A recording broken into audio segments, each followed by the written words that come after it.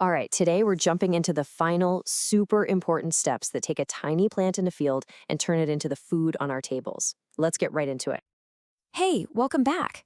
So, in our last couple of explainers, we dug into the history of agriculture and covered those first three big steps, right? Preparing the soil, sowing the seeds, and adding all that good stuff like manure and fertilizers. Now, we get to see the rest of the story. Let's finish the farmer's journey together. So here's our roadmap for today. First up, we'll talk about how crops get a drink. Then it's time to declare war on weeds. After that, we get to the exciting part, reaping the rewards, aka the harvest. And finally, we'll learn the secrets to saving that harvest. Oh, and we'll take a quick peek at what lies beyond the crops too. Okay, let's dive into part one, giving crops a drink. I mean, just like us, plants get thirsty. But how does a farmer make sure every single plant on a huge farm gets the water it needs? Let's find out. The fancy word for this is irrigation. And it's really simple. It's just the supply of water to crops at regular times. But, water is so much more than just a drink for a plant. It's absolutely essential for seeds to even start growing. It's like the delivery truck that transports nutrients all through the plants. And, get this, it even acts like a personal bodyguard, protecting crops from frost and super hot weather. So where does all this water actually come from? Well, farmers have a bunch of options. They can get it from wells, tube wells, ponds, lakes, rivers, and for really big operations, they can tap into massive sources like dams and canals. Now, getting the water from, say, a river to the middle of a field, that's the real trick. And there are basically two ways to do it: the old school traditional ways and the super efficient modern methods. Let's see how they compare. This table lays it out perfectly. The traditional methods, like a moat or chain pump, they're cheaper to set up, but wow, they take a lot of work from people or animals. And honestly, they waste a lot of water. But then you look at the modern side. Systems like the sprinkler and drip systems, they are all about efficiency. They save a ton of water and are way less work. And in a world where water is precious, that is a huge deal. So let's zoom in on these modern methods. First, the sprinkler system. It's pretty much what you're imagining, a network of pipes with these rotating nozzles that spray water everywhere, just like a gentle rain shower. This system is a lifesaver for land that isn't perfectly flat. And then you have the drip system. This one is a total game changer, seriously. Imagine giving every single plant its own little straw that delivers water one drop at a time, right to its roots. There is practically zero waste. It's no surprise that in places where water is hard to come by, this system is an absolute blessing. Okay, so our crops are watered and happy, but now a new enemy appears on the battlefield. It's time for part two, winning the war on weeds. So, what exactly is a weed? The best way to think of them is as the bullies of the plant world. They're these unwanted plants that just show up uninvited and start hogging everything: the water, the nutrients, the space, even the sunlight. They steal it all from our poor crops. And the process of kicking these bullies out is called weeding. Farmers have a whole arsenal of techniques to fight back. Their battle plan has four main attacks. First, tilling, which means plowing the field before you even plant the seeds to pull up all the weeds.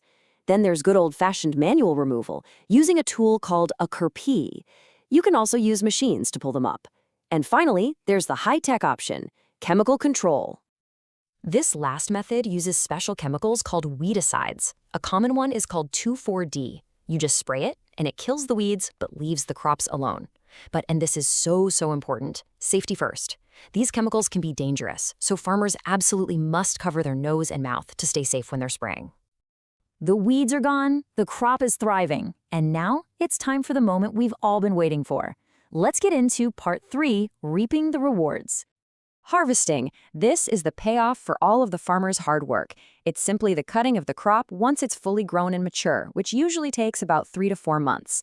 It can be done by hand with a sharp curved tool called a sickle, or for massive fields with a giant machine called, you guessed it, a harvester. But just cutting the plant isn't the end of it.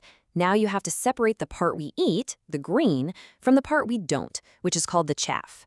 That process is called threshing. Big farms have an amazing machine called a combine that actually harvests and threshes all at once. For smaller farms, they might use a cool old technique called winnowing to let the wind blow the light chaff away from the heavy grain.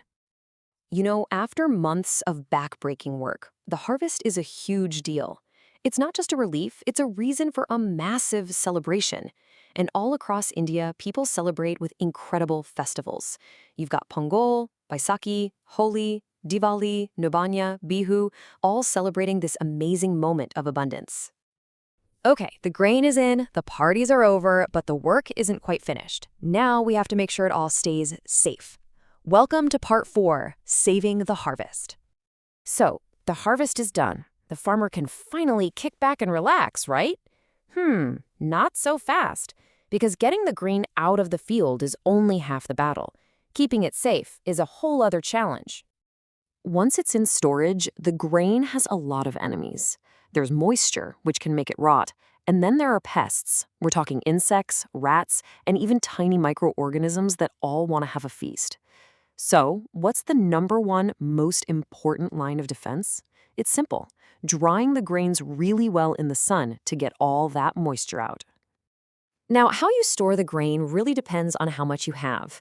For smaller amounts, a farmer might just use jute bags or big metal bins. Sometimes they'll even throw in some dried neem leaves, which is a great natural way to keep pests away. But for huge commercial amounts, we're talking giant silos and granaries, where they might use special chemical treatments to protect the grain. So we have followed a crop from a single seed all the way to a safely stored grain. But hey, plants aren't the only thing we get food from, are they? Let's take a quick look at part 5, Beyond the Crops. Think about it. So many of our favorite foods, milk, fish, eggs, they all come from animals. And the science of raising animals on a large scale for food is called animal husbandry. And just like growing crops, it's a whole system. It's all about providing the animals with the right food, good shelter, and proper care, so we can get the products we need. And that pretty much wraps it up. We have traced the incredible journey of a crop, all the way from the soil to the silo. It's an amazing story of science and hard work. But it does leave us with a brand new question, doesn't it? What's the story behind the food that comes from animals? That's a story for another time. Thanks for joining me.